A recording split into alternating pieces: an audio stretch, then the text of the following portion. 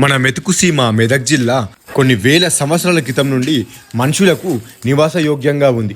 ఇక్కడ ప్రవహిస్తున్న జీవనది అయిన మంజీరా మరియు దాని ఉపవాగులైన హరిద్ర, పుష్పాల వాగు, ఆలేరు వాగు ఇలాంటి వాగులు మరియు వాటి చుట్టుపక్కల ఉన్న రాళ్లగుట్టలు మనుషులకు నివాసయోగ్యంగా ఉంది. మన మెదక్ జిల్లాలో మంజీరా నది ఒడ్డున ఉన్న ఆది మానవులు నివసించిన ఒక ప్రదేశాన్ని చూపిస్తా పదండి. ఇది హవేలి గన్పూర్ మండలం మెదక్ జిల్లా జక్కనపేట గ్రామ శివార్లో ఉన్న నల్లగుట్టల్లో కొన్ని వేల సంవత్సరాల క్రితం ఆది మానవులు రాళ్లతో రప్పలతో వేటాడుకునేవారు.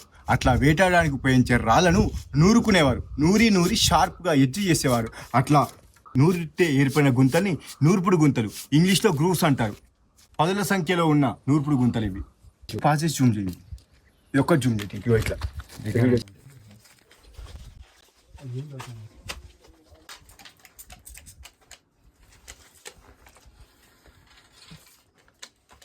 కొన్ని వేల సంవత్సరాలు క్రితం ఆది మానవులు నివసించిన రాక్ షెల్టర్ ఇది మెదక్ జిల్లా హవేలిగన్పూర్ మండలంలోని జక్కన్పేట గ్రామ శివార్లో ఉన్న నల్లగుట్టలు అంటారు. నల్లగుట్టల్లో త్రిభుజాకారంలో ఉన్న ఒక పెద్ద గుహలో ఇక్కడ రాక్ పెయింటింగ్స్ ఉన్నాయి. ఇక్కడ మీరు చూడొచ్చు.